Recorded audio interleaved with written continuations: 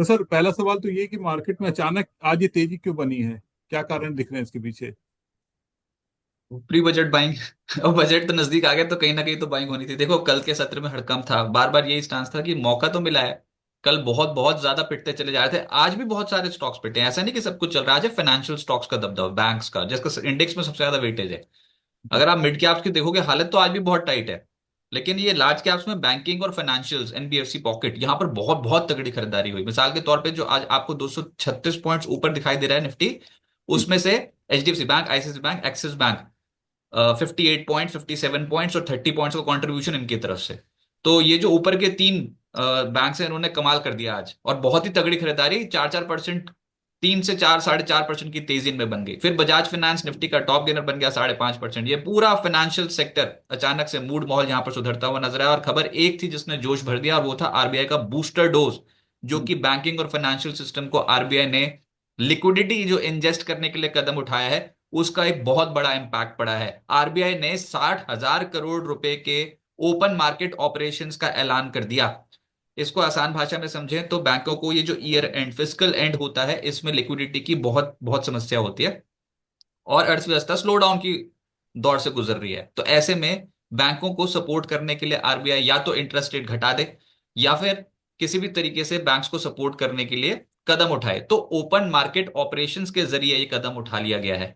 इसमें 60,000 करोड़ रुपए बैंकों को प्रोवाइड किए जाएंगे 3 चरणों में, 20-20 हजार करोड़, 20,000 करोड़, 20,000 करोड़, 20,000 करोड़ के 3 चरणों में बैंक्स को ओपन मार्केट से बॉन्ड्स जो है, सरकारी बॉन्ड्स, वो बैंक से खरीद लिए जाएंगे और उनको रकम दे दी जाएगी।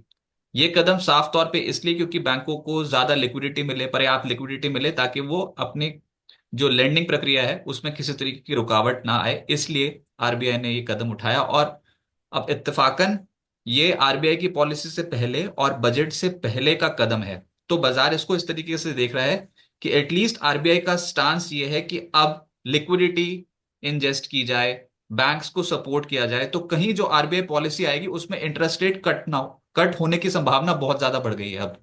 तो ये कुछ एक इंपॉर्टेंट ट्रिगर था जो मार्केट ने पकड़ा आज, और ये स्टॉक्स दौड़ गए आज बैंकिंग सेक्टर के। अब ये जो ओपन मार्केट ऑपरेशंस होंगे, यानी कि खुले बाजार से जो बॉन्ड खरीदेगा आरबीआई बैंक से, ये तारीख है 30 जनवरी, 13 फरवरी और 20 फरवरी। ये 3 तारीखों को ओपन मार्केट ऑपरेशंस के जरिए सरकारी बॉन्ड्स बैंकों से खरीदे जाएंगे और उनको नकदी प्रोवाइड की जाएगी। तो बैंकों को जो आरबीआई की बूस्टर डोज है, इसका असर मार्केट पे तो देखने को मिल रहा है, अच्छी खासी तेजी। क्या जो रुपए में गिरावट आ रही है उस पर भी इसका असर देखने को मिलेगा कहीं ना कहीं? हाँ, ये रुपए में 10 साल की बॉन्ड यील्ड में यहाँ पर थोड़ी स्टेबिलिटी आपको देखिए, अभी रुपए में कहना थोड़ा इट्स टू अर्ली टू से, बिकॉज वो उसके अपने फैक्टर्स हैं। वो तो आप ग्लोबल हेडविंड्स की वजह से रुपया जो है वो कहीं ना कहीं कॉज ऑफ कंसर्न बना हुआ है। लेकिन जो ये जो 10 साल की बॉन्ड यील्ड होती है, सरकारी बॉन्ड यील्ड, इसमें आप देखोगे कि यहां पर हो सकता है थोड़ा कूल ऑफ देखने को मिले। और उम्मीद ये है कि आरबीआई अब इंटरेस्ट रेट कट की तरफ चलेगा। इस बार करता है या फिर नेक्स्ट पॉलिसी में करता है, वो तो सवालिया निशान बनेगा ही। लेकिन ये एक तरीके से आप यही समझो कि जो ब्याज दरें कम करनी थी, ब्याज दरें भी इसलिए कम करी जाती हैं कि बैंकों के पास पर्याप्त नकदी हो, उनके ऊपर बोझ ना आए। और ये जो आपने ओपन मार्केट ऑपरेशन शुरू कर रखे हैं, ये भी इसलिए किया गया कि बैंकों के पास पर्याप्त नकदी हो। तो एक तरीके से वैसे वाला ही स्टेप है जो आप आरबीआई पॉलिसी में एक्सपेक्ट करते हो। तो एक तरीका, एक टूल है, एक माध्यम है आरबीआई के पास कि वो बैंकों को पर्याप्त नकदी दे। और इसलिए तो आपको दिख रहा है बैंक निफ्टी 1100 पॉइंट्स ऊपर। आज अचानक से क्या हो गया, गिरता बाजार कैसे पलट गया, गिरते सौदे कैसे पलट गए, 1100 पॉइंट ऊपर आ गया निफ्टी बैंक। अब कोई कहे मंदी वाला मार्केट, सब कुछ खराब, मार्केट बहुत बेकार हो रहा है, अरे भैया ये अचानक से ही खबरें आती हैं।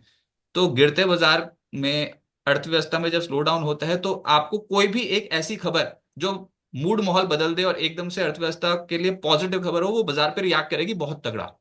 और आपको ये उम्मीद ही नहीं थी कल दूर दूर तक कि कहीं पर भी बैंकिंग स्टॉक्स हिलेंगे डुलेंगे कुछ भी करेंगे। आज देखो किस तरीके से सरपट दौड़ गए। जी। यही फेज इसलिए हम कहते हैं बार बार की पार हो जाएगा, आपको सिस्टमैटिकली इन्वेस्ट करना है। आज बहुत जोश में चले गए हैं। तो ये जो बहुत समय से आपको लग रहा था कि मार्केट में लगातार गिर रहे हैं, उस गिरावट पे लग गया है ब्रेक।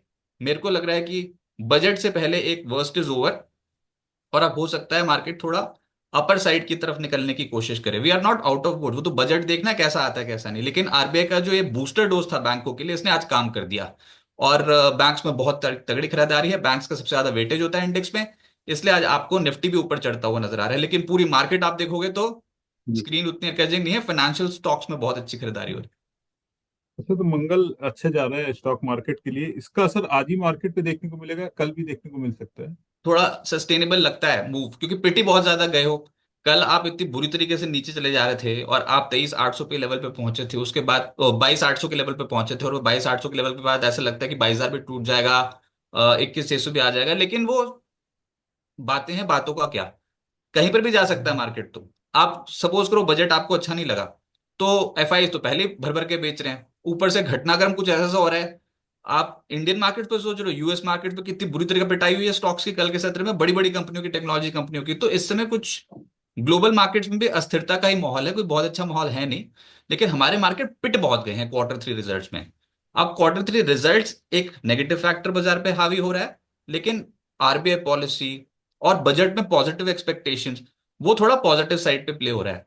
तो ये थोड़ा बैलेंसिंग एक्ट हो गया। मैंने कल भी कहा था कि बाजार बहुत पिट गया, हो सकता है आप 23,600 और 23,500 के बैंड्स तक तो ठीक लगता है मार्केट, उसके नीचे नीचे जब आप जाते हो तो बहुत ज्यादा ओवरडन हो जाते हो। तो 22,800 भी ठीक था, 22,400 भी ठीक था, 22,500 भी ठीक था, आया सिर्फ 22,800 और 22,800 के करीब का जोन, तो उसके नीचे तो हमने जाते भी देखा नहीं। अब 23,000 के लेवल के ऊपर वापसी कर लिया, एक दिन गए थे 23,000 के लेवल के नीचे, बाजार उसको पचा नहीं पाया, बाजार फिर से 23,000 के लेवल के ऊपर निकल आया। तो वो जो 22,000 का लक्ष्य कभी ना कभी देखते आता है कि नहीं। अभी तो थोड़ा रैशनल सोच के ये हो गया, 22,800 का जो स्तर था बहुत इंपॉर्टेंट था। सर, आरबीआई ने तो मार्केट को ताकत दे दी है और अच्छी खासी तेजी देखने को मिली है, लेकिन एक जो कल से चर्चा में चल रही है, डीप सीक जो एआई टूल है चीन की कंपनी का, तो इसने जो है बहुत तहलका मचा रखा है। क्या इसका इम्पैक्ट इंडिया के मार्केट पे देखने को मिल सकता है? और इसके बारे में थोड़ा सा बताइए सर। इंडियन मार्केट्स पे डेटा सेंटर्स वाली कंपनी पे दिखा, और जो artificial intelligence, semiconductors, chip making कंपनियां होती हैं, एआई जो बहुत एग्रेसिवली इन्वेस्ट कर रही थी, उन कंपनियों पे दिखा। मिसाल के तौर पे अनंत राज डेटा सेंटर का बहुत बड़ा बिजनेस 20% आज गया, कल भी 18% नीचे था।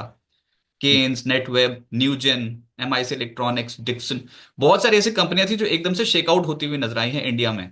केन्स 15% नीचे, नेटवर्क 10% नीचे, न्यूजन 5.5% नीचे, अनंतराज तो बहुत बुरी तरह पिट गया। लेकिन ना, ये मुद्दा ये है कि कंपनियां they are hugely invested now, इन्होंने कैपेक्स बहुत ज्यादा कर दिया है डेटा सेंटर्स पे और आर्टिफिशियल इंटेलिजेंस पे। अब अगर कुछ भी डिसरप्शन होता है आर्टिफिशियल इंटेलिजेंस टेक्नोलॉजी की इंडस्ट्री में, जो कि डीप सीक लगभग तय है कि करता हुआ नजर आएगा। चाइना की एक स्टार्टअप कंपनी है डीप सीक, उन्होंने एक नया low cost artificial intelligence model launch किया, R1। उसने दुनिया भर में कहीं ना कहीं आर्टिफिशियल इंटेलिजेंस से जुड़ी जो कंपनियां हैं उनके उनको बहुत टफ कंपटीशन प्रोवाइड करेगा, ऐसी खबरें निकल के आई। और खास तौर से अमेरिका, जो कि ह्यूजली इन्वेस्टेड है, उन्होंने बहुत समय से लगातार आर्टिफिशियल इंटेलिजेंस अपनी टेक्नोलॉजी को बढ़ावा देने के लिए, उनकी कंपनियों ने, उनकी सरकार ने बहुत बहुत पॉजिटिव कदम उठाए हैं, बहुत खर्चा हो चुका है। लेकिन ये जो डीप सीक आया, इसके जो रिजल्ट्स आ रहे हैं वो चैट जीपीटी को और अन्य जो आर्टिफिशियल इंटेलिजेंस वाले जो टूल्स हैं उनको बहुत तगड़ा कंपटीशन दे रहे हैं, और ये लो कॉस्ट है डीप सीक का जो R1 मॉडल है। अब इसके चलते कल हड़कंप इस तरीके से मचा कि एनवीडिया जैसी कंपनी का स्टॉक हिल गया, 17% गिरा है कल एनवीडिया। जी। और इसके अलावा उसकी जो मार्केट कैप है लगभग 51.28 लाख करोड़ रुपए जो है वो साफ होती हुई नजर आए, माफ कीजिएगा 51.28 लाख करोड़ रुपीज होगा, क्योंकि ये 592.7 बिलियन US डॉलर्स है। तो इसको रुपए में जब कन्वर्ट करोगे तो इतने ही आएगा, 592.7 बिलियन US डॉलर्स लेकर चलते हैं।